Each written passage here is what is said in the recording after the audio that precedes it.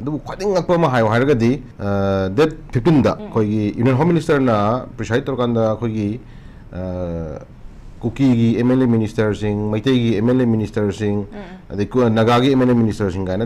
Divide ꯈꯥꯏꯗꯣꯛꯄꯤꯔꯀꯥꯟꯗ ꯉꯁꯥꯏꯒꯤ ꯑꯩꯈꯣꯏꯒꯤ ꯄꯤꯁꯀꯤ ꯑꯣꯏꯕ ꯑꯗꯨꯒꯨꯝꯕ ꯐꯥꯔꯁ ꯁ꯭ꯇꯦꯞ ꯑꯃ ꯑꯩꯈꯣꯏ ꯈꯣꯡꯊꯥꯡ ꯑꯃ ꯊꯥꯡꯖꯤꯟꯕ ꯌꯥꯅꯅꯕꯒꯤ ꯑꯗꯨꯒꯨꯝꯕ ꯉꯁꯥꯏꯒꯤ ꯂꯝꯕꯤ ꯑꯃꯗ ꯋꯥꯔꯤ ꯁꯥꯟꯅꯅꯦꯅ ꯀꯧꯈꯤꯕꯒꯤ ꯃꯤꯇꯤꯡꯁꯦ ꯃꯁꯤ ꯑꯩꯈꯣꯏ ꯁꯤ ꯑꯃꯇꯪꯗꯤ ꯑꯩꯈꯣꯏ ꯇꯁꯦꯡꯅ ꯃꯅꯤꯄꯨꯔ ꯄ꯭ꯔꯖꯥ ꯈꯨꯗꯤꯡꯃꯛꯇ ꯅꯠꯇ꯭ꯔꯒ ꯍꯣꯜ प्रजासिंग हाइतारे कम्युनिटी खुदिंगमक्ता मसे करी हाइना खन्नगिबनो करी हाइना उन्नबनो करी एजेंडा पुश तौबनो हाबसि ngसागी रिजाइन तब तोन थंगिजि को ngसागी मोइना लेटा थाब तोन थंगिजि को मदु याबिरुबा खोइ मैतिगी एमएलए सिंजिना मदु यामना मचा खाइना हाइदोक यादा परखले बाबु खरा मखैदि हाइतारे को खरा मखैदि मदु हाइबि याम अकाइबा लेबजा हाइबि क्वेश्चन म खोइ हंगिंगे एबो को अदि लुरैदि सिक सुलु कुदमना हजिक्सी चीफ मिनिस्टर सिनबा और सिनदबा मदु खोइ प्रजासिंग कैसु मेटर नते को मदु पॉलिटिकल पार्टी मनुंगी ओइबा मनुंगी तबुंग मथौनी को पामद्रे हागना सिनगे हागना मथौनी सिनलु हागना मथौनी मनुंगी अदुगी मसंगी सिनदोकेरा सिनदोर मदुगी वरी नमै तोगान वरी मनी बट अखोइदि मांगा तारिबा इशू जेरो सिनबियो हाबने नत्रा इशू रो सिनबदम कनाना कई दायित्व लौदगे हाबसि सेंटर लेंगा अमदि मणिपुर लेंगा अम लेरिबनिना लेंगा अनिस मदुगी दायित्व लौबियो हाबने अदु लुरेगा पॉइंट नमदि कई हाइतारगदि यामना ngakpa sai हाइबदो यूनियन होम मिनिस्टर ना कौबा मीटिंग अमदा यावरुबा एमएलए मिनिस्टर खरा को अखोगी मैतेगी पार्टिकुलर मैतेगी महुत्सिना यावरुबा दुगुम एमएलए मिनिस्टर खरा अदुना निट्रो लौरकांदा मोय 15 से सागलाइनेबको अदारगदि यूनियन होम मिनिस्टर गा मगे फमिनबा नत्रगना यूनियन होम मिनिस्टर यावदना साइबिदि बिनि सबमिट पत्र हो यावदना कना कना मखोगी होम मिनिस्टर होम अफेयर्स की कना ऑफिशियल खरा यावगा फम मीटिंग दुदैदा तसेंगना लोशलकदा नोय खरा माननागा सिगुम लेटर थाजलो अदु कोइ कदबुनो याम त येंगसि अदु काम कम पुबु याबनो येंगसि काय अदु बै प्लानिंग अमका तौरबरा हाय क्वेश्चन अम लाक्तोरे भाई यासद को हाइदि अदुक चावबा यूनियन होम मिनिस्टर ना प्रिसाइड तौबा अदु ऑर्गेनाइज तौबा मीटिंग अमा चलुरगा हलागा हेक नोंगानबा ट्रेनिंग सुबगा मैना ऑनरेबल चीफ मिनिस्टर कनोगी मणिपुर गवर्नमेंट की ऑनरेबल चीफ मिनिस्टर सिंगदौबने चिठी थाबसे असेदि द क्वेश्चन मार्क लय अदुदा अदुमक थाबसि द सनहरिसु मदु चुम्मी लाली असेंगो ओइनी ओइरोय हैना अदुम मजबो अदुम कंफ्यूज थमी को पोसे कंफ्यूज थम्बसी मियामना इलेक्टोरियम दी प्रेस मीडिया ना तगना मापानी लेबा खोगी नेशनल न्यूज सिंगदा कनो खोई कनो तो खोगी मार्क तोरगा फोंगाबा हाइराबा ना चिंगना बगी सस्पिशियस लेना सी लेरे ना हाइराबा पॉसिबल होबदा ngasi लेदि ए खोई मदु तौदे तौगिबा लेति हाइबगी मदु यान बॉल नि गांथो गमबगी थमासु लेत्रिबा देन नमना ऑनरेबल मिनिस्टर खोगी हजि मिनिस्टर पाइबि खोई बिसोरजित ना सगी I have no idea I have mark interview नि पिउम यावइको आई तारगा दिसा एरिया सिदा I have no idea how to see why in other sense leader mana have why da dum phajen lobi hai adubu ada area dum sagi principle ma khak hagi di mayam hainai phum je madu tosingna arano phum ni madu tawdu thamam ni tawdu thamam ni haiba je haiba ngam da bi thona ji mu kuin wai tabu lei aduna sagi area da mu den kuki gi MLA minister jing da mu ka dawge bu ai khoi maitai jing gi MLA jing phamin rawai sana gi ba leite wana wal khabar habla ni ko den amu सानने मनुष्य मुके दौरे cookie मगी फ्रंटेन wing है तारे को फ्रंटेन wing कना को खरा मई ITL lab को तुरुंग व्हाटएवर मगी लेबा कोगी याम मापांकन माइ तारे को याम मापांकन बा सगी यूनिवर्स है तारे को पृथ्वी सिदा मोन कनम मापांकन लेत्रे हजगी लेब कुकी मगी फ्रंटेन विंग खरजे कुकी फ्रंटेन विंग खरजे पृथ्वी दा मोइदगी हन कनमा अदु मसी सो मगी फ्रंटेन विंग लेत्रे लोबो यारे जन को मरमदी हजि मोय तौने बथबक खुदम मोय से एग्जांपल खतम क्वेश्चन जरके को जिरिदा माना नोटिस मा वार्निंग तवी को मैते थोको पुलिस थोको बेसेप थोको नत्रगदि खोइ पुंग खरग मनुंग खोइ थोक तोरकने हाबदो अम नोमै कापी को सि सिदगे कन लेतरनि शक्ति को नोमै कापी कंगबु सिंदो एक्शन लको लको खंगदे सि जो हें कना गुम सेंट्रल सिक्योरिटी फोर्स खरन नौ का गनि नोमै कापा लेते हाबति बोने मुसुको नो हाब नि लाने अतारगदि कुकी की लेरिबा फ्रंटेन विंग कंबुस की मापांगन से कलाम कलेक्शन दी यंगिरो अदुना अदुगी यूनियन होम मिनिस्टर न को दिल्ली की मीटिंग विदा याव कुकी एमएलए सिंग जे सीएसओ की नतगा नमगी अपामगी वांग थोक तबु यारोय ओइ सनम यारोय नमै थ्रेट खलइने बको अदु अमु कुकी की एमएलए सिंग हिना मकै दरे नोंगा लगा मन थमबा एजेंडा जे कोगी केनो नतगा ना यूपीएफ मगी लेरिबा फ्रंटेन विंग मगी लालौबा सु तौबा दुबा टेररिस्ट की थबक तौरिबा दुबा ग्रुप न तालेबा डिमांड सेपरेट एडमिनिस्ट्रेशन नतगना यूनियन टेरिटरी वाडी बेमल तालिब डिमांड जी वांगदा चलोय चमाना खुद मिनगनी मदुन खोइ फाइनल डिसीजन ओइगनी हाइबजे हाइरमी न फुंदो एदि खबर को अदि तारगदि कुकी की दम क्लियर ओइरे कुकी दी हम क्लियर होय है बदी मगी दी लालहौबा खुलाई पाइबा सिंदुना तान में डिमांड गा मगी पॉलिटिकल विंग लेरिबा एमएलए कारिबा एमएलए मिनिस्टर ओय खरस नुगु तालिबा डिमांड सिगा चमाना पोट मन को सिम लेरे अखोगी लेरिबा अखोगी चलगा मिहुल याव कंबु सिंगना थम्मिबे एजेंडा से कई नाम ज्ञान ताहंदे को देना मने मु साइ एजेंसी द खोगी नगागी खोगी मिनिस्टर मा खोगी रेस्पेक्टेड मेंबर मा मिनिस्टर मा ना अखोई फर्स्ट स्टेप आहान खोंथांग दे पीसफुल ओरनो होना मतंदा याम पॉजिटिव साइन ओय बदु गुम साइगी खोंथांग अमनि गन हाइबो हिदो खोई याय अदुबु खोंथांग दो सानै बो वरि दु कई खंदे नत्रा अइतागदि कुकी गी क्लियर ओय लेरे देन अदुदि मोइना कुकी गी ओयबा मोगी मीटिंग दा कईगुम कंडीशन खरा एजेंडा खरा नत्रगना मोगी तोवानो प्रपोजल खरा नत्र मोगी तोवान बग सागी पोषक खरा थांगलगा वांगलांगनै हेबसिमदि कन्फर्म ने अदुगी मनुंगदुदनी हजि कुकी न ख्वाइ पामा पोषक सी कना दागदि ऑनरेबल चीफ मिनिस्टर ओइदिबो बिरेन जे हजिक से फम लोक हाइबने मोगी फर्स्ट एजेंडा याव हिसिको अइतागदि साइ एरिया सिदा मोगी मबुक पिरनबा कुकी जी हरा वनबा नत्र कुकी जी ओइबा सागी वरि सानबा यारनबा ओजदलान वरि सानबा यारनबा होनबा दा सागी हाइबा एमएलए मिनिस्टर नि ना साइ सीएम लोथोकदोबनि हाइबगी मुक तोरिब्रा कुकी थेम होना बता रे को सिरु क्वेश्चन नमन ने को आई कोई दसु गुम बगा सागी यामना कोई द कंट्रोवर्सी यामना चममना बोट खर लेबजे इचन से कोई याम नाइते अदो लेबिरी में कोई मैते गी हाबलते कुकी गी हाबलते दगी न तरन लगागे हाबलते मणिपुर कन्नम होना मतमदा काबिरी बदु गुम इलेक्टेड पर्सन जे ऑपोजिशन हाबलते रूलिंग हाबलते तसेंगना मियामगी रिप्रेजेंट तौदना मोशन दना ngasi खनरुबो नैनरुबो वरी खुदिंग तुदी को हाइदोप यादबसु लेरगसु हाइदोप या पोट खरदुदी अखोय मदु मियाम लेबा मेंदेर मखो लोम चंगे को स्टे होल्डर मैम फमिन नम चंगी लेबिनर फ्रुप अखोय एक्सा कुकी नतना लेवरी फ्रुप मैम जी तसाइदा गदी मसी मणिपुर थुगाय पामदबा पुन हिमिनबा पामबा नुसी जाना लेबा दुगुम फ्रुप मैम अखोय जाति मैम लेबिनरी दिना मैम जी ओबा अखोय कमेन अखोय वखलो म लौर मतुंदा अखोय पाम एजेंडा अमदि अखोय थम्बिबम चंगे हाजि कुकी न पाम डिमांड जी तसेंगना पीगी हाइदुरिबरा पीओ हाइदुरिबरा बसी अखोगी लेबिरी मिनिस्टर एमएलए सिंगिन मदुगिबा याम बोन लेबा मगी तोगान म थोना आमे खुम चंगा इबको मोने तालिबे सिदि मान पीउ सुयारो इवन तो पीउ सुयारो हाइबा खुगी ओबा गचमदि खुई हाइम चंगना इबको प्रजाना लावगन आमनि दिना प्रजाना हाइदिसि प्रजाना लेबाक थुगाइबे यारो मणिपुरगी ओबा बाउंड्री काइबे यारो अखोय पुन हिमिनगा दबुनी पुन हिमिनना होना मतन पीसफुल गा लावरिजे सिने प्रजागी प्रेशर नेब अदुबो थक प्रेशर खुदिमक्सी इम्प्लीमेंट तवनबे दमक भोट कारगा लेरिबा मियामगी रिप्रेजेंट चली मोइसिंदुना मदुगी पॉइंट वाइज तो टेबल थमिगे दवने बादा अदुदा साइ चमन लेवल हेमबजिदी चन असिदि कोइना साइ आई माराम हजिगिबे लेबनी मसिदि पार्ट ऑफ पॉलिटिकल पार्टी मनुंगी मगी पार्टी मनुंगी हेतरे को राजनीति मनुंगी साइ ओजा खोय ओजा रबिना साइबी गिबदुनी मसि हारा कांददी ओजा रबिसु खोय पॉलिटिकल पार्टी थौ तमिनबा अतन तबगा तनिना ओरो बिरेन खलिको असे सुगुम्बा ngabukjel sengdaro khang kamusina drama gumba natragana sugumba ngasagi mawmai da thok tar posina phajakra magi politics masat se miyamna dati politics kan lokusim lakre ko ana rajniti ki power rajniti da pi magi ngasagi magun mayam hinduna lebak lak phajakra bukaro poni kan nujan lebak la u jati nga u migi life kalu property kalu whatever masde bound tar lai vote ka ga lai dugum leader mayam hina governance ma lai rakam dung magi makha da administration mayam lo maker mayam thamaka da rodalan IAS IPS मैम थमकान अदुगुम posting ला ऑन थमी पोट मनेबा अदुगुम मै पावर पाइ कंगु जिंगिना साइ एरिया सिदा थांगदोक थांजिंगा हाइदोक हाइदिन ग चमन मैम पोट मजे मसे ड्रामा बसे एकदम ड्रामा ने सि लेबा गनो इशू जिंगा सिगी रोजना सिनबा सीएम सिनबा और सिनदबा मनुंगी वरिनी सीएम सिनलगा इशू रो सिनगनि हाइ तारगदी क्वेश्चन लाई हाइ हम क्वेश्चन लाई जे सीएम सिनलगा इशू रो सिनगनि हाइ तारगदी अदु मन कइ पोट खर लेरे लांजी थोन थोन मने हबजुम चुमे अदगे अमुक सीएम जिना अमुक ऑनरेबल सीएम जिना अमुक सुम येंग लेरकांदा मयाम जी अवाब सुम येंग लेरकांदा सुम पुसो हेता गदी मदुसु मियांगी पेन दबा हम लाय नता अता गदी लेनै मसरांग न अनि जे सरांग न अनि जी राजनीति की मनुंगदा खुदम मोइना सेंटर मदि मणिपुर लेगा की मनुंगदा कयुम खरदा सगी problem ji yam अचौबा ai bayam miyam na haina ba ko sai proxy war ga hebado thawin khusiam yi ba war am tholi je chenjar madi manipur lenga ki manung yi ba internet policy ma da tahol labra ba si miyam question lai ne ai ta sai area na thawu pubi ba leaders ngi na masi mun khangmi ga dawani sinnagera sinagera madu mai wari ni mai wari ko khangde ko mata mata mi chana bi ni sidi ko ona dalang ko aduna phani mo haira ga di ko na cm sinu pa mi gi no ado chinma pa ka mu sinu gi magi anu motive to mo agenda ju miyam khan biyo ko ajinu su am crucial is da 신나게 하래서 거기 그러나 자나 해리 입던네요.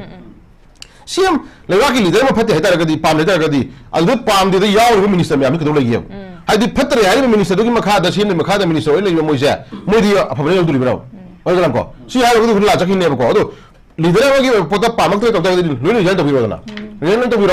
ꯑꯗꯨ ꯑꯅꯧꯕ ꯁꯔꯀꯥꯔ ꯑꯗꯨꯗꯗꯤ ꯃꯊꯧꯅꯥ ꯐꯕ ꯖꯥꯇꯤ ꯀꯩ ꯍꯥꯏꯅꯤ ꯃꯕꯨꯛꯆꯦꯜ ꯁꯦꯡꯕ ꯃꯤꯌꯥꯝ ꯈꯟꯕ ꯃꯤꯁꯤꯡꯗꯣ ꯍꯌꯦꯡ ꯑꯃꯨꯛ ꯔꯤ ꯏꯂꯦꯛꯁꯟ ꯇꯧꯔ ꯃꯇꯨꯡꯗ ꯚꯣꯠ ꯀꯥꯔꯀꯥꯟꯗ ꯑꯃꯨꯛ ꯚꯣꯠ ꯀꯥꯖꯅꯤꯀꯣ ꯃꯤꯌꯥꯝꯒꯤ ꯑꯗꯨꯝ ꯂꯤꯗꯔ ꯑꯣꯏꯕꯤꯌꯨ ꯀꯩꯁꯨ ꯀꯥꯏꯗꯦ ꯇꯧꯒꯗꯧꯕ ꯃꯤꯌꯥꯝꯅ ꯋꯥꯔꯤꯕ ꯏꯁꯨꯁꯤꯃꯗꯤ ꯃꯥꯡꯉ ꯊꯝꯕ ꯂꯩꯅꯕꯤꯌꯨ ꯍꯥꯏꯕꯅꯦꯕ ꯍꯧꯖꯤꯛ ꯑꯩꯈꯣꯏ ꯏꯁꯨꯁꯦ ꯀꯩꯅꯣꯒꯤ ꯆꯨꯔꯆꯥꯟꯄꯨꯔꯒꯨꯝꯕ ꯃꯣꯔꯦꯒꯨꯝꯕ ꯀꯥꯡꯄꯣꯛꯄꯤꯒꯨꯝꯕ ꯄꯦꯔꯤꯐꯦꯔꯤ ꯑꯦꯔꯤꯌꯥꯗ ꯉꯁꯤ ꯂꯥꯟꯖꯦꯟꯅꯔꯒ ꯂꯥꯛꯏꯕ ꯏꯆꯤꯟ ꯏꯅꯥꯎ ꯃꯌꯥꯝ ꯉꯁꯤ ꯀꯣꯏꯆꯦꯟ ꯆꯦꯟ ꯂꯩꯕ ꯃꯌꯥꯝꯁꯤꯒꯤ ꯄꯨꯟꯁꯤ ꯃꯍꯤꯡꯁꯦ ꯃꯁꯤ ꯀꯅꯥꯅ ꯀꯔꯤ ꯍꯧꯖꯤꯛ ꯌꯦꯡꯉ ꯂꯩꯒꯦ ꯍꯥꯏꯕꯁꯤ ꯀꯣꯏꯁꯟ ꯑꯃꯅꯦꯕ ꯑꯣꯟꯅ ꯇꯩꯅ ꯁꯨꯝ ꯅꯥꯀꯟꯗ ꯑꯩꯈꯣꯏꯅ ꯉꯁꯥꯏꯒꯤ ꯃꯣꯏꯒꯤ ꯑꯣꯏꯕ ꯉꯁꯥꯏꯒꯤ ꯀꯩꯅꯣ ꯕꯦꯅꯤꯐꯤꯠ ꯈꯔꯗ ꯃꯣꯏꯒꯤ ꯑꯣꯏꯕ ꯕꯦꯅꯤꯐꯤꯠ ꯈꯔꯗ ꯉꯁꯥꯏꯒꯤ ꯄ꯭ꯔꯖꯥꯁꯤꯡ ꯀꯣꯏꯌꯥꯎ ꯌꯥꯎꯍꯟꯕꯗꯨꯗꯤ ꯏꯆꯟ ꯆꯥꯟ ꯃꯁꯤꯗꯤ ꯃꯣꯏ ꯄꯥꯞꯁꯨ ꯄꯨꯒꯅꯤ ꯀꯣ ꯄꯥꯞꯁꯨ ꯄꯨꯒꯅꯤ ꯑꯗꯨꯒ ꯏꯁꯣꯔꯁꯨ ꯂꯩꯕꯅꯤꯀꯣ ꯏꯁꯣꯔ ꯂꯩꯕꯅꯤ ꯑꯗꯨꯅ ꯃꯁꯤ ꯄꯣꯠꯁꯛꯁꯤ ꯇꯁꯦꯡꯅ ꯍꯥꯏꯇꯥꯔꯒꯗꯤ ꯗ꯭ꯔꯃꯥ ꯄꯣꯂꯤꯇꯤꯀꯦꯜ ꯗ꯭ꯔꯃꯥ ꯍꯥꯏꯕꯁꯦ ꯌꯥꯝ ꯀ꯭ꯂꯤꯌꯥꯔ ꯑꯣꯏꯕ ꯁꯦꯡꯕ ꯄꯣꯠ ꯑꯃ ꯑꯣꯏꯔꯦ ꯃꯔꯝꯗꯤ ꯃꯤꯌꯥꯝꯅ ꯉꯁꯤ ꯄ꯭ꯔꯦꯁ ꯑꯃꯗꯤ ꯏꯂꯦꯛꯇ꯭ꯔꯣꯅꯤꯛ ꯃꯦꯗꯤꯌꯥꯅ ꯀꯣꯠ ꯇꯧꯔꯒ ꯐꯣꯡꯉꯕ ꯃꯤꯑꯣꯏ 19 ꯕꯤꯖꯦꯄꯤꯒꯤ ꯔꯨꯂꯤꯡ ꯑꯣꯄꯣꯖꯤꯁꯟꯗ ꯁꯞꯄꯣꯔꯠ ꯇꯧꯔꯤꯕ ꯃꯤꯑꯣꯏ 19ꯅ ꯁꯥꯏꯟ ꯇꯧꯔꯒ ꯑꯩꯈꯣꯏ ꯊꯥꯕ ꯆꯤꯊꯤꯗꯣ ꯉꯁꯤ ꯐꯥꯎꯕꯗ ꯊꯥꯗꯦ ꯇꯧꯗꯦ ꯊꯥꯅꯤ ꯍꯥꯏꯕꯒꯤ ꯄꯣꯠꯀꯤ ꯑꯣꯏꯕ ꯊꯧꯅꯥ ꯂꯩꯅ ꯉꯥꯡꯕ ꯉꯝꯗꯕ ꯃꯌꯥꯝ ꯅꯣꯁꯨ ꯂꯩꯕ ꯄꯣꯠꯁꯤꯡꯗ ꯇꯥꯛꯄꯗꯤ ꯑꯦꯔꯤꯌꯥꯁꯤꯗ ꯑꯆꯧꯕ ꯕꯤꯒꯦꯁ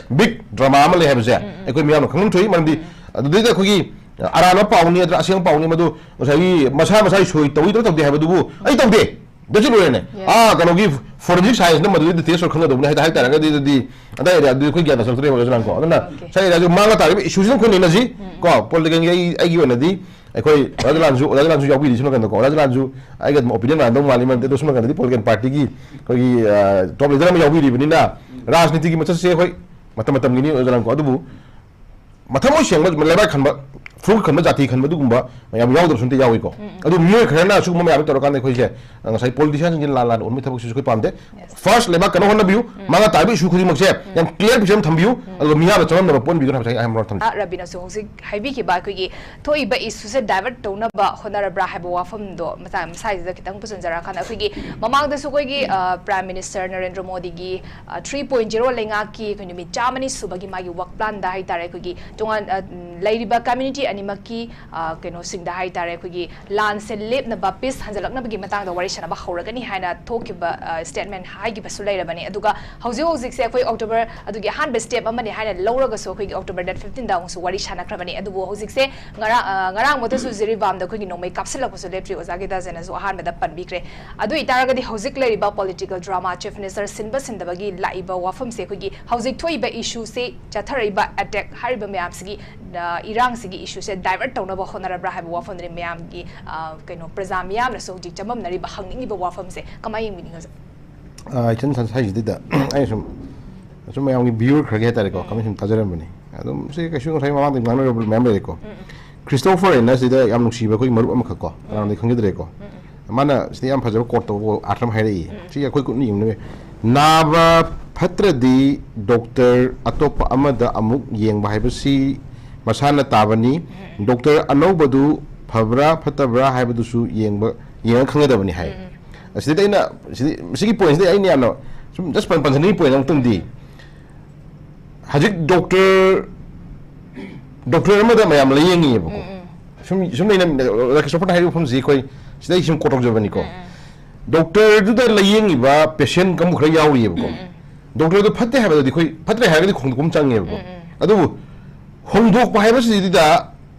होंदोकदो पेशेंट हिंदो फत्रे दे दुम हाइबा डॉक्टर दो सुमो होंदोक्तबा सिदा खन नेनबियो कोमदा डॉक्टर कोइ हाइजनिदी डॉक्टर फत्रे हाइबा डॉक्टर दु फत्रे हाइदागदि येंगिबा पेशेंट दु डॉक्टर अमदा लेयंबिगे हाइतारगदि मागी ओबा कंसेंस दु सागी अदुम लेबि महुता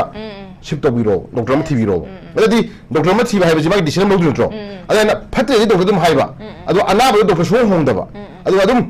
अदु तारगदि फमिनद्रि से कना हाइतारगदि येंगिबा पेशेंट दुसु फत्रे हाइबा डॉक्टर दुसु मोय पुना दुम फमिनद्रि लेबिनेबको अदु तारगदि साइ एरिया को हाइजनिंगिना सुम अइना माइ कोर्ट सुम नुसिमन सुम पंजाबनिको अइना हाइजनिंगिदि हजि कोइना हाइजि मपी ने ब्रदरा लेबा अमगी मपी ऑनर प्राइम मिनिस्टर फत्ते हाइरसु रना लेबा चीफ मिनिस्टर फत्ते हाइरसु रजलान फत्ते हाइजि मपी ने अदि प्रजा म ओइना कोइना हाइजबगी वानि फत्तरे ना हाइरिबा अदु यावरिबा काउंसिल ऑफ मिनिस्टर मैम एमएलए मैम सिंजो फत्तरे हाइतारगदि अफबा लेयिंग बिगे हाइतारगदि लेयरो चपीरो एयरपोर्ट दकनमदा अदु सतबा को सुम ओजलगाना मोसिन ड्रामा हम तोलेबदुदी अखोय हाइजनिंगिदि साइ एरिया सिदा फत्तरिजे आइदि मी मगदं हाइरा रोय बाइदि को आई कंसेप्ट को सुना फत्तरिजे मी मगदं ओरा रोय ओजलान मपीदु फत्तरे हाइगसु दुम ला थमिबो कंगुसु दुम मदुसु दुम याव फिम लाक्तोसिनि फत्ते हाइबसि प्रजा मैम वारगा हाहा लाउना काम लेरगा प्रजा मैम सीरगा प्रजा मैम मसीदा युमम लेफम चाउन खंग कुसी अंजे लेरकांदा मदुले सै मा फते खंगना लेरकांदा कनाना थौ तुदुरे क्वेश्चन लाइने अतागदी फतरे है पोरम लेतागदी फतरे अचुम फनो पोर बुथोबुदी बुथोपिरो कोई अदुगी बुथुम को नजरगे प्रजा को नजरगे फतरे हारी पोतु अचुम बुथोपिरो को नजरगे अदुसु बुथोतबा फतरे है तुम हाइबा अदु नागजा तुम मशनबा कनादनो कोई ताई दुवा क्वेश्चन लाइ वजन जरन को तागदी फतरे जिमी म दनतरे बको पुन्ना मै खरे न सगी ngasi ड्रामा दो प्रजा मैम सु इताउ ताउ फोन मदुदी फते हाइजबनी अदु कोइन पिजई बा कोइन हाइजई बसक्सिदी प्रजा मोइना अवाबा कोइ लिमिटेशन जे खम थेन है पोतनिको अवाबा हाइबदी लेबे इशुजि मतंगदा अखोइ वाइ हाइब नतिको अखोइ वाइ हाइब नते ngasi कुकी न थाइबो थोंग दा जे यावना थमो पेंदबदो को ngasi बि जिरीदा ngasi हाजि लेबो बसक्से नोमै कापसलक नते बको हाजि करोमा खोगी करोमा याम साथी में कोई कह जाए कोई सांगा लो जब जगह और माले को पूरा मैं थोड़ा कोई पुलिस उरे फार्म में जब मैं थोड़ा उरे अदे पुलिस स्टेशन में काफी लोग उरे को अदे ये यूम अनि मैं थोड़ा उरे जरान को सी कोई अब फगी ने है कि दूसरे ने पोतो कन्ना है वगैरह नाम हो अतोप का घर नाम को सही कई जी में काफी कई नो अदे कई रांग ये कई है तुरी ना को लाग तो रे को अदु लाइब्रेरी में सही लीडर इन मसी उबी बन दबरसिन क्वेश्चन खोया हाइलु जजन को गजाय बि गिबनी नेशनल हाईवे नंबर लाइबो जिरी टू इम्फाल लाइबो लमी से सजर लबी ओरो दिमापुर लबी ओरो लाइबो सकिना आईएलपी चलनी हाबगी पोद खिल थंबा सुनो कनरा गसागी ममांगदा चे आई पंजई से जस्ट रिमाइंड तोजरपनी मणिपुर की लैंगाकना इंटेलिजेंस की रिपोर्ट की मतुकिना 900 कुकी आर्म मिलिटेंट ग्रुप तंपाक मणिपुर संगे अदुगा मैतै इखन लंदाना रो दंग खोसियम साबत लेरे 30 मोगी ब्लॉक खायोतना तौरे हाबसे मो गवर्नमेंट पी रिपोर्ट कोइ हाबरे तिगो अदुगा अमुक सिक्योरिटी एडवाइजर्स न मधु अमुक कंफर्म ओइबदि माय हाई टीवी चैनल दा मान अमुक कंफर्म नि 100% अचुम पोनी इंटेलिजेंस पी रिपोर्ट हाय रे मको इको गुदरम खले अमु ग्राउंड रियलिटी दम येमुरे अदु ले ड्रेम हाय सुम गन्ना के दौरे कुकी इनपी न के दौरे कुकी इनपी न मु अफॉर्मल लेटर म के दौरे इने हम सिथि रे कमाइना लाइव 900 कुकी दो इनोसेंट नि को लैरिक का कोलोंग पायर लापनी हायर से तौनो मद लापनी हाबसे कुकी इनपी न हाय रे अजागदी चगा ले हाजन कम हम दौद्रो मु जो आईएलपी ति तौरिब्रा अदगी फॉरेनर एक्ट तौरिब्रा नत्रगना मु रिफ्यूजन ति तौरिब्रा नत्रगना मु ब्रह्मा म्यांमार दे इरांग थोपदगी मु चेन लाजन पॉइंट तौरिब्रा मदु मियाम खंगन बियो मु गवर्नमेंट लेति हारगसु कुकी इनपी दि मदु चंगेना कन्फर्म तौने पी रिपोर्ट पी रिबो मुगी दमक्ता सिदा करोगी आधार कार्ड पियू अदगी देन से एसडी सर्टिफिकेट पियू मुगी दमक्ता पैकेज में पियू अदे युम मफम छानो पियू अदो प्रायोरिटी असम राइफल दा थवक तवन जॉब सिक्योरिटी पियू न मजु इन होम मिनिस्टर दमोई होम मिनिस्टर दमोई चिठी इ पी रे चिठी इ पोद फगी दागद्रा अदुजला अदु गवर्नमेंट का एक्शन को पिरगे यस अदे हजने इशू जे इसिंग सुना हारगदी कनो इचान आई खोई की कांसेप्ट नि को लेरी पुसक से लेरीबा मनुंगी लेरीबा लेबा की दमक मिया की दमक दायित्व लोब लेबी बदुगम लीडर सिंग जिना मोय मसेंगी ड्रामा दा प्रजा में आमजे पंथान बिरनो को अदु गसाई कनो खोगी किसोपन हाबिर को डॉक्टर दो फत्ते हारगदी फत्तरे ने लेयेंगी बनि पादो थुना डॉक्टर अमा लेयेंग फन बियोबा अदु लेयेंग बसुन चतना अखोय प्रजा लावबदी यारोयबा प्रजा दि फरे खुना अखोय इसारी ओना दि ओदला जुमबाई डॉक्टर अमा येंग पोतो फत्तरे हाइदा गदी खोय अतोप डॉक्टर अमा थिबे खोय राइनि कैनो खोय सचर दि प्रजा मोना अदु हजिक लेब गवर्नेंस की फिल्म्स दि तसिन नखोय प्रजा न ओहेनिंग मगि ओहेमदि यादे नत्रो जजरान ओ लेरि फम पाइबिरिबा तमिनेब को सुने लेबा ला लेरिबनिना मोने यादंग हाइदा गदि यादंग दो डिसिजन लौबि रकांदा अया थम तबियो अया दो उपियो बयादा अदुना फरने हाइदा खुम इनता नत्रो ओइना अदु मसिन फतरे जो हाइबा फतरे बदु मना का दम कोलगा मु सगी ब्लड लेमिनरगा मु प्रजा दा फंगसी थौतुदी आइना हाइजनिंग साइ एरिया सिदा फतरे जे अपुम ग्रुप में यावरीबको अदु खतंग ज्ञान ताबियो ज्ञान तागा तो खैजेना मदुदी प्रजा का डिसिजन लोगो तबनी पीपल्स प्रजा पीपल विल बी डिसाइड प्रजा ना एनी काइंड ऑफ इशू खुदिंग से मसी कोइ लाउनरी में आबन जे एक्शन एकोइ हाइरे आबा हाइरे लाउ याबा लाउरे चही अमगा था तरु को हंजल लाबनी को हजिक रिकम दले पाइ जाचिनो मयामा वखन लेना दगी शिबा वखन नुवाक्त दगी शिबा सेन थुंगी मोमेंट तारत दगी मते बनाव खनरपा को दगी जुम्बा लंबी मोमेंट तारतबा ngara मगसु ngara हमगसु ब्रेक फिटनेस चेक सुजर लेबनी पामा सोकति पोट लेबस पकानादा एक्सीडेंटली गई एक्सीडेंट तो शिबा असुगुम हजन अवाबा तारा प्रजासिंग से मुगी लाइफ से सी सेटलमेंट ओइना मगी पीसफुल लाइफ ओइना मगी बा हाना नो मसिना हजन मगी पॉलिसी दो मदुन कोक थादा बिरका नो हाइजन गिदि at any cost 신나게라 신나게 그 아니나 파트레 알아서 좀 꼬르는 거 아니야 이거 무슨 거 맞아 아파네 그 롱디 해보고 아니 파트레 이제 뭐 그런 불러 파면 내려간다 버자다 방문 씨고 그 맞는 거 듣는 분들 당도도 그 밤데 아니면 독자 한번 레이먼 파트레 해리포터 파트레 알아서 독자 한번 TV 레이먼 비유 그게 그게 진데 근데 레이먼 비유 어디 레이먼 뭐 잡고 뭐 gat수디 뭐 삼삼 살래 시도 그래서 파트레 아니 레이먼 저러 아니 또 보다 레이먼 저래 하비 gat수디 뭐 삼삼 살래 프라마니고 아주 주작다 봐 아주 파트레 뭐 할래 봐 dokter juga dokter pada permane, ada dokter itu juga dah deh, dokter itu cuma mai pasien ni mana, ada di pati juga ada cuma hai ba, ada semua itu dengan kaning ba, masih ada injection kaning ni, hai lepas ada perasaan thazar ni, hang kita mau thazar ni, ada lebih naji jalan ko, ada perasaan sini nak kau nak sagi, mana ada hai gre na, mai magi pol gini, bias test nak lain nak anda foto, kau itu nak gol, kau tu kau pamju deh betul na, hari ni isu je, isu ni hari ni nak pose, ini kau soal ini boleh Lautong na gaya lautong era ko hil simbol ni kana go inti bisama ti khoi ko madide moi manungi political drama nu mar kanda prajada suk chang matam di ko harassment to biranu leibi issue je lo sino khona biu adu then concrete ba disidama manipugi leibi stakeholder mayam imai ben mayam ichi chen mayam sarana mayam sheso mayam atu ba community folk ki leibi leader mayam ni je sigi apun bagi ba kan gari gi ab construction ba ko gi point kha agenda kha da ko si hierarchy si technology sigi demand technology hai pa so si koi chap chap na khara framework to birkan do dalan madai koi apun bagi decision mo chang ko adu gi decision ka lo na tar ga di ai koi oral dalam jumangai any kind of community ko ki leibi di ba leader sing je si so leader sing je pusi di koi gi pressure di pirakani apa ma harkani du madu gi oi ba na me am du kana na pu bi ha tar ga di bot kar mon to thobok ne jan ko adu akai mo na mo oral dalam mo thokpa ai mo thokpa adu oral mo thok mai da da policy making body le ramne hai na sagi nusi da ka sum thana ga da to du thobok to bi le bo da ko adi koi phatte ko ada kuki gi MLA sina yamna well farm decision mo hai re hojik kamaina UPA pato mo gi kero na low decision mo tugina madu wen wa khu chaloi mo taliba demand separate initiative na even to taliba demand ko atu ko ji le hondu hai mo khamor da pir kai hai khamor da jebni ko khamor ko to hai da ta ko gi ju ko ba mo decision ma ai ta di kuki hai proof se ta se na masida condition thamma ho chata ra di ai ko mo hai proof se as par कोई हाल दिमाग में हम तो इतना रज़ारान कोई कुछ में ना कोई से ILP तो हायर का सुखोई की रहता है NRC हायर का सुखोई बेजियान में खोल देना ज़रा भी 1951 ने कोई शेष में 1951 ताली अदुगो में 1961 हो गए 1961 वही पोतु तब भी हायर का ना 1961 का कट तो भी हो अदुगो चेता में हम खोल भी हो अदुगी मखाता लाभ को मुझे ना रिफ्यूजी ने एक तो डिपोट तो भी रहा था तो भी रहा अदुगी पोपी थारी बा पोपी थारी मणिपुर कोकी ने लेबे एरिया से तो पोपी थारी जिबू पोपी जिबू कई नो भाई जान चेचन इनमें होम मिशन है ताइने इंडिया की लेमाई दा नंबर 1 की जकी और कटकनो सी कोई की एस पर्सनल कनो कोई पॉइंट नंबर तालोय मसी चैलेंजिंग है ताइने अदु गवर्नमेंट तो थोक तुजु वाउन दो यावरी अदा दी कुकी ने सुना कंदा मिनिस्टर अपना एमएलए ने सुना कंदा लई फजबी थाई थाई लई प्रमाणिक को अदा हजि नोटिस की मनु नगासी की नेशनल न्यूज ने फोंग दसु कदवरे नोटिस सी कोई जकी हम साथी बा जोनमो ओय रासी फोंग दसु उजरे को अदा दी सिगी issue J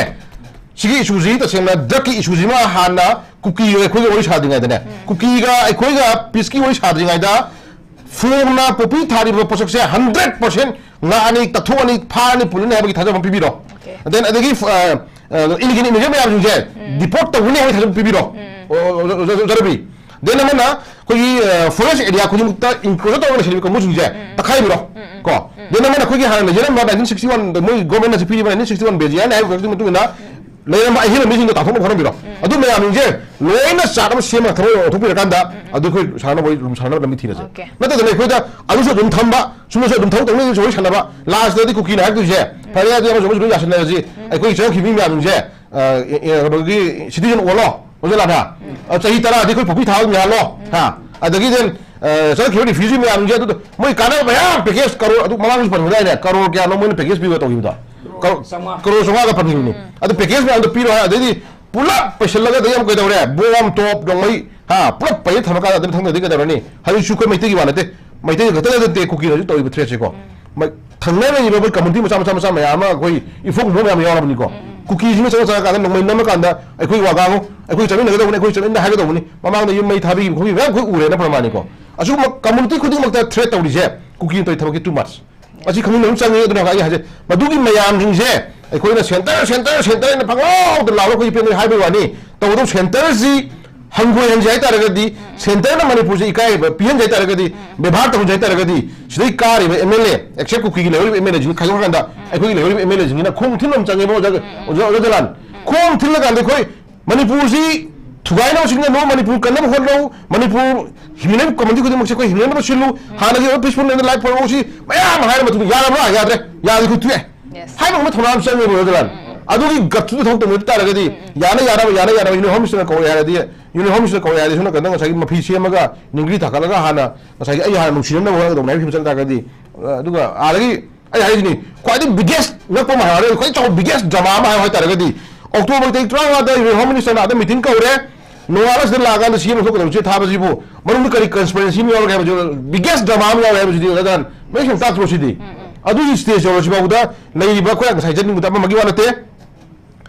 top the leader मपी दे होरगा मखा ताब खरा लोम की ओफन सदे को मक्स जो दम नुशिबि मी यावे दबु अखोय हजनिंग दी सिदी अपुनबा दायित्व लोमी नरिबा भोट काबिनेट कंगु सिंग अपुन कलेक्टिव रिस्पांसिबिलिटी अमने बको सिदी द सीएम सिनबरा सिनबरा खंग देखो हजनिंग ना फतरे हारसु फतरे बदु याव कंगु सिंग दो अदम याव कंगु सिंग अफने हाय दो रिबा फतरे दा फतरे हाय दिसिलो होना बिरो प्रजा सिंग अफदु को इनजरगे ओके अफदु की लमी तापियो खोयदा अदुना फते जो हायबा मुसु को अदु मोई वासुगा अबु खना अदु खोय ऑप्शन लाइबा दे अमगी वांगा वांगा मुक याय अमन मुक दवरे अदुगी के अम डायमेंशन हानि दी मदुदे दा प्रजा सिंग थी नगांग तो असिक तोरिबा इचा इना मयाम नसी मथरा लंथोक्तना नमोय मरु मरक्ता ngasi खुनगाई से सिगी सोन रिस्पांसिबिलिटी से अखोगी लेइबा एमएलए व्हाटएवर कुकी के एमएलए खायो का लेमो एमएलए यखै हाय तारे को रूलिंग हाय लेते ऑपोजिशन हाय लेते any kind of any party में कोई नगी कम्युनिटी में कार्य एमएलए में मुझे ओजरबी अमगी वानते एनी कम्युनिटी में कार्य ओजरन एमएलए खुदिमक कुकी के एमएलए थिनतबा लेहोइबा एमएलए यखैजिना इचा इनाउ जुनि मरु लंथोआ थाव थो यारे इचा इनाउ जुनि दायित्व जे मोय यखै दायित्व लगदबनि असोयगाम यावै दबनि लेबा कनो लगदबनि एनी काइंड ऑफ मगी ओबा कुदों थिउ थोको नंदा लेहोइबा एमएलए यखैजिदा रूलिंग ओगे ऑपोजिशन मोय दायित्व लगदबनि थमजगी ओजा की तसन कमाई यंग बे होजगी लेरिबा पॉलिटिकल ड्रामा से कोई पब्लिक रिएक्शन येनिंग बगी ओइदोरा बा फोसे कमाई थमिनी एक्चुअली मधुस पार्ट अमनि हजि लेब इशू जिंग मतंग द प्रजा जिंग योबा सेंटिमेंट न प्रजा जिंग बोखलों जि कइनो गानि यंग बगी इंटेंशन हम लेरंग बनि को अनंदी प्रजा की मागी मूवमेंट नटन मागी ले प्रेशर नटन ले फिल्म जिदा याम हेन कंसल ट्रेगदी को अदम कइनो मद मोय पुरना भन बगी दम खोलों लेरम बसु जाय को अदो इशू दैट प्रजा ना यंग से प्रजा ना यंग से एना लास्ट हाइजन यंग से प्रजा ना यंग से इचम चम न तुमिना यंग लेबने हेबा चिमदि खनबिगन को प्रजा इसी प्रजा नि को अदना प्रजा सिंग योबा पेन दा नटना पाम पाम दा नटना ओहेनिंग नटना ओहेलिदबा थोक मैम प्रजा खुद ले को अदना थाजुदबा याम थाजुदबा पोटम खक प्रजा सिंगना लरपु डिसिजन नमदा को कोई एकदम अपुन बगी फिल्म से लाकनी अदना हजि लेब इशू जी अदि ड्रामा दु अखोई ngaki sanaki bi yai adubu aseng ba chum ba ba dudi अखोई ipai pu pu do su ko huram bagi tarani mu pu nung ha bi le ko adi huram na tararo hala su kulo hurala su pu gi nung ha bi le ko aduna du ma yam le bani aduna le issue ji ma ga tari ba issue haju le ma ga tari ba issue core issue ha tare ko suk chau ba yam sathi ba le bak thuai na ba sila ba adu war ko drug na ngasi le bak si khudum jo jandana ngasi hori na ma yam tungi mi ma ma khana ba khona ko stage am la ba su pa da अखोई drama साना ले बिरनु को अदुना Tungi Miró नम करना बा लेबाक जाति करना बा लेबा स्टेट देखि लेबाक करना होना मतमदा लौबी बा दायित्व लौबी बा दुगु मियांगी ओइना राइट को मियांगी ओइना दायित्व सिनदना को ngasi मियांगी म्यूज सिनना का खरबा दुगु एमएलए मंत्री म्याम जिना मिनिस्टर म्याम जिना अमुतंग दुखन खनथबिरा काना अथु मतमदा black and the black white and the white ko achum mana sini aram sinem du thopiu ngasai only thing ngasai yana ban lambi ma wori sana ro sing nu ta ko sana bam stoi but adu madu da achum mana potu ma di khoi decision lo him thu idna pramani ko adana theme na ba yana hona matam da ngasai gi yam sathi ra ka pot ma ya ma nam jil laga khoi uma sakhi du na di adana mai pidu ma jaw bi hore na adana pukhai ko me kup ta di khoi yam sathi poram posu jai ko adana madu prosecution je lai ma tam ji da khoi lai hoina ko shoina lai hoina lai ji no lai ji khoi ngasi Mahatma Gandhi ko edum miyam na on to jima ipai pu gi history da ji ko lai oi gra ipai pu mayama British na ngasi sona sona na ko ipai pu miyam lai ipai pu gi edum ma sagi magi blood magi masa masuri na ngasi ko ne lai katna ha koi bi digan rajit hoi ning tho koi maharaga koi panabar ba si hoi kana tho tho mayam koi ngasi kok no na ngasi koi kai khonu ulis ni ko ana chugo mayam ji pari puram do aduni lai hai ji ko ana moi gu magi thona da lobiu koi lai lasage ba ko lasage adu ma lat phodun na maram ka da tungi miron da su moi gu magi litini am to tamna ba tamjabadu ojino aduna koi lai ban leader sing jina koi athu matam da achumrando manga thambira kanda pal yamu manga thambira kanda phajabadu state ama lenga ama leba ama adu manipur gi ga prithvi gi ma da koi leimai da adu community कुंट्रा कुंट्रा मरी खुंदामिन जाति खुद पुल same अपिप state हाईतारेको लेबा को Laramie हजू लेरी है India की पृथ्वी की लेबा खुद की ममांग स्पोर्ट्स की लाइन पीकसु मणिपुर ममाई पुरई प्रमाणिको इन हिरम खरदी लेबाक से स्टेट से ऑनर नत्र इकाई खुन उठबदु फंगनबगी लौन होना मैम मियं चंबियू चंहनबियू मोदी मियं आशा थमीजेको प्रजा थाजब प्रजा वखलों थाजब मांगन बिगनु मांगन बिरो है थाजब लई है थमजगे।